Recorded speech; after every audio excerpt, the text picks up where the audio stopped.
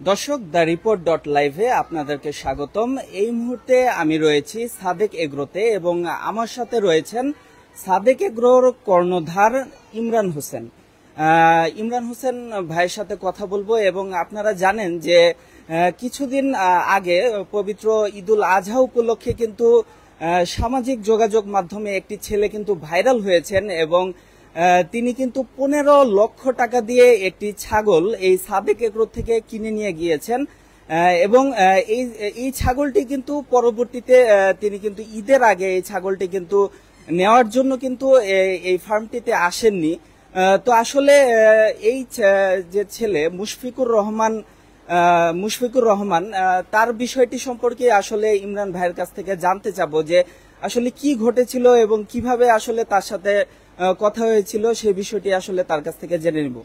আচ্ছা ইমরান ভাই, ঈদের আগে হচ্ছে সামাজিক যোগাযোগ মাধ্যমে একটি ছেলে বেশ ভাইরাল হয়, ছেলেটির নাম হচ্ছে ইফাত।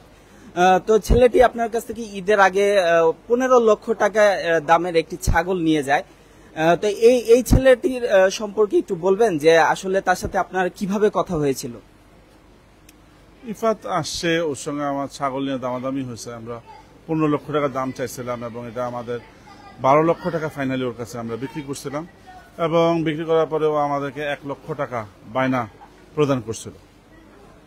আচ্ছা, আমরা যতটুকু জানি যে ইফাতের সাথে আপনার আগে থেকেই পরিচয় বা এর আগের বছরগুলোতেও ইফাত হচ্ছে আপনার কাছ থেকে এখানে আসতো, সাদেক এগ্রোতে আসতো এবং এখান থেকে সে এর আগেও গরু ছাগল নিয়েছে। তো এই বিষয়টি আসলে বলবেন যে আসলে কবে থেকে তার সাথে আপনার পরিচয়টা হয়েছে?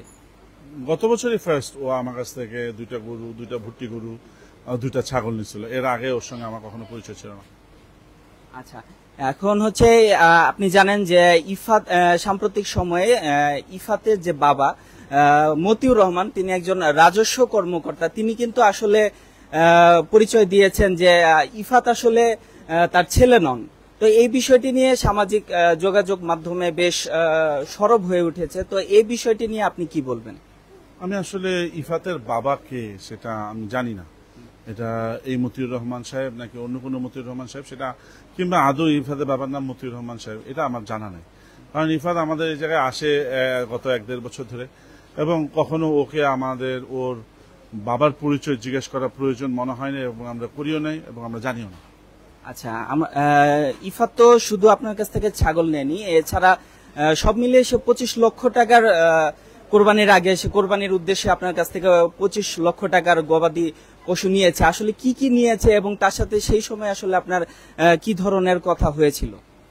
ইফাত আমার কাছ থেকে টোটাল একটা ভুট্টি গরু, একটা ফ্ল্যাগবি এবং একটা ছাগল মিলে টোটাল 25 লক্ষ টাকার কোরবানির পশু ক্রয় করছে, যার বিপরীত 11 লক্ষ টাকা আমাকে অ্যাডভান্স দিছে। বাট ঈদের 3-4 দিন আগে থেকে আর ও ফোন টোন কিছু ধরে নেই এবং আমাদের সঙ্গে কোনো যোগাযোগ রাখে নাই এবং পরবর্তীতে এখন এই 3টা পশুই আনডেলিভার্ড থেকে গেল। আচ্ছা ইমরান ভাই, আপনার কাছে একটু জানতে চাচ্ছি, এই যে 12 লক্ষ টাকার একটি ছাগল, এটি যে আনসোল্ড থেকে গেল, বিক্রি হলো না, তো আসলে এই ছাগলটা নিয়ে আপনার পরিকল্পনাটা কি, বা এই যে ইফাত যে কাজটি করলো এর কারণে সাদেক এগ্রো কোনোভাবে ক্ষতিগ্রস্ত হলো কিনা? ডেফিনেটলি আমরা তো এটা তো লাইভ স্টকের ব্যবসা, লাইভ স্টকে তো আসলে লাইফের কোনো গ্যারান্টি নাই। এখন এই ছাগলটা যদি আগামী বছর, এই ছাগলটা তো এত বড় ছাগল, এগুলো তো আর স্বাভাবিক সময় বিক্রি হয় না, এগুলো সবসময় হচ্ছে ঈদকে কেন্দ্র করেই বিক্রি হয়। তো এখন আগামী বছর, এবার তো ঈদ শেষ, আগামী বছর আবার ঈদে এত আলোচিত সমালোচিত ছাগল এটা আদৌ কেউ কিনবে কিনা, কিংবা এতদিন এটা বেঁচে থাকবে কিনা, তো এটা নিয়ে অনেক রকমের আমাদের দুশ্চিন্তা আছে।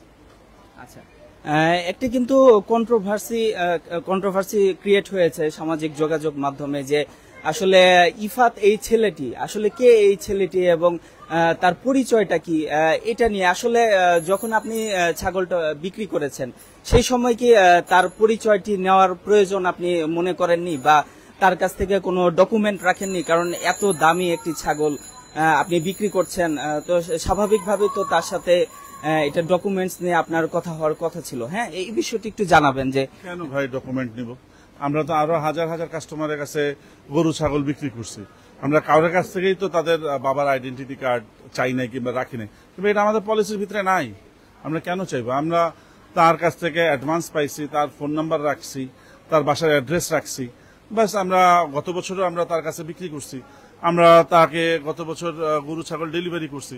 এই বছর গত বছর যেহেতু বিক্রি করছে, এই বছর তো আমাদের কাছে আরো কনফিউশন কম যে সে অবশ্যই নিবে। তো এটা নিয়ে আমরা একটা মানুষ দোকানে ফ্রিজ কিনতে গেলে কি তার বাবার পরিচয় নিয়ে যেতে হয়?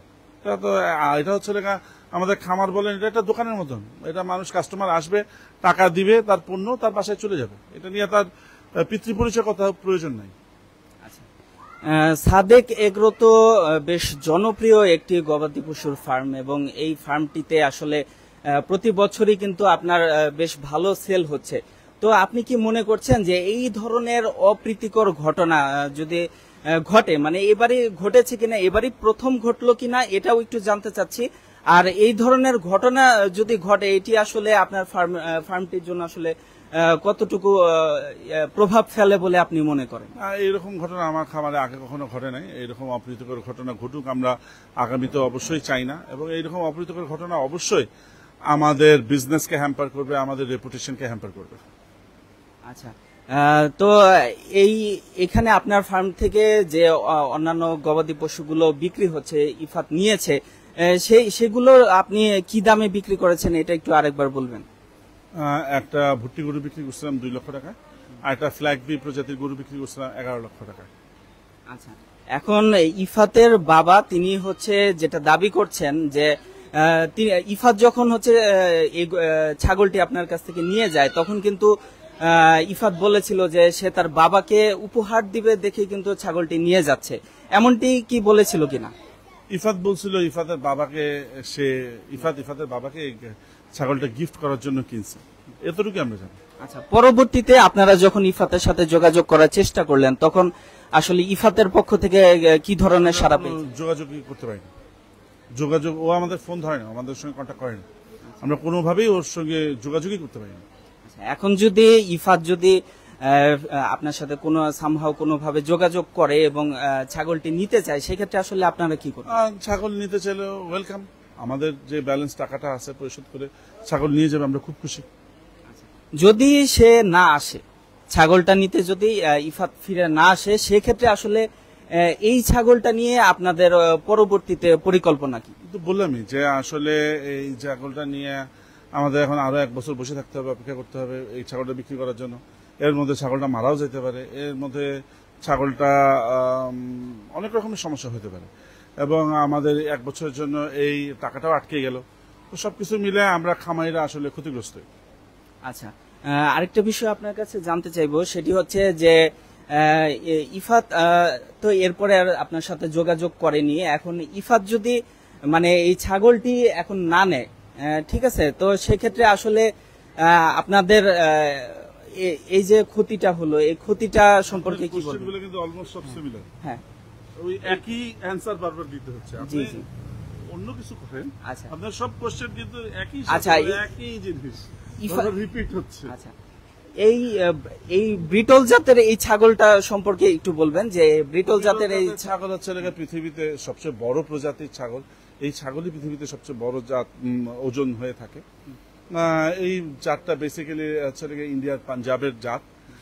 এটা আমরা কিনছি যশোর থেকে। এই তো এটা ব্যাপার, আর বেশ কিছু।